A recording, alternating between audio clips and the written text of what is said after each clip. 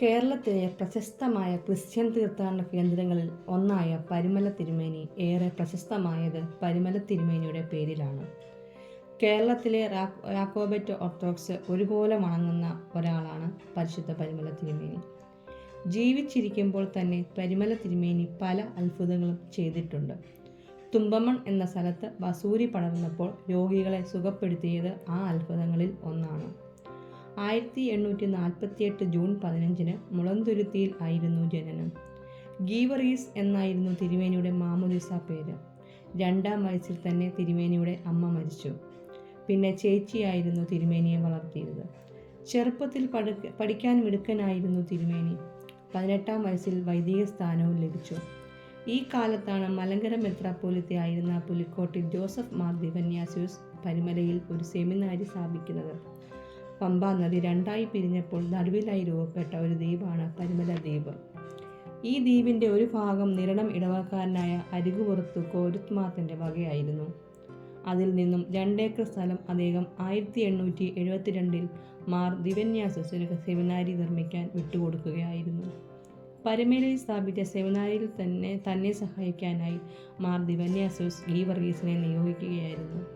ഗീവറീസ് അദ്ദേഹം റമ്മാൻ സ്ഥാനവും നൽകി. ഷെമാശന്മാർക്ക് വൈദിക പരിശീലനവും നൽകുന്ന ചുമതലയായിരുന്നു അദ്ദേഹത്തിന്. 1876 ഡിസംബർ 10 ഗീവറീസ് മാർ ഗീഗോറിയോസ് എന്ന പേരിൽ വടക്കൻ പറവൂർ പള്ളിയിൽ വെച്ച് മെത്രാപ്പോലിത്തയായി അദ്ദേഹം വാഴിക്കപ്പെട്ടു. ഏറ്റവും പ്രായം കുറഞ്ഞ മെത്രാപ്പോലിത്ത ആയിരുന്നതിനാൽ അദ്ദേഹം കൊച്ചു തിരുമേനി എന്നും അറിയപ്പെട്ടു. അന്ന് അദ്ദേഹത്തിന് വെറും 29 വയസ്സ് മാത്രമായിരുന്നു പ്രായം. 1877 നിരണം ഭദ്രാസനത്തിൻ്റെ ചുമതല ഏറ്റെടുത്ത മാർ ഗീഗോറിയോസ് മെത്രാപ്പോലിത്ത പരിമല സെമിനാരിയിൽ തന്നെ താമസം തുടങ്ങി. 1884 തുമ്പമൺ ഭദ്രാസനത്തിൻ്റെയും തുടർന്ന് കൊല്ലം ഭദ്രാസനത്തിൻ്റെയും ചുമതല ഇദ്ദേഹത്തിൽ വന്നു ചേർന്നു. ഈ കാലയളവിൽ അദ്ദേഹം ജനങ്ങൾക്കിടയിൽ ഏറെ പ്രശസ്തനായി തീർന്നു.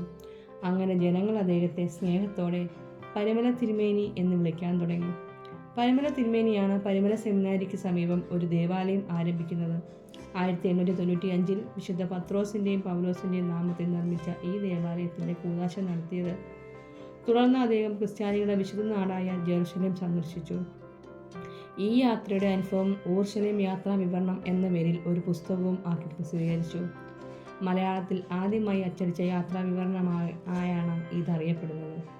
ഈ കാലയളവിൽ നിരവധി സാമൂഹിക സേവനങ്ങൾക്കും തിരുമേനി നേതൃത്വം വഹിച്ചിട്ടുണ്ട്.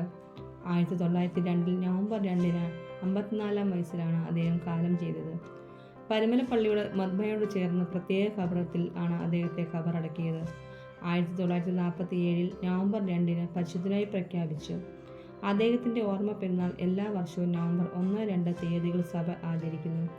ഈ പള്ളി തിരുവല്ലയിൽ നിന്ന് 7 കിലോമീറ്ററും ചെങ്ങന്നൂരിൽ നിന്ന് 10 കിലോമീറ്റർ അകലെ മാന്നാർ എന്ന സ്ഥലത്താണ് സ്ഥിതി ചെയ്യുന്നത്.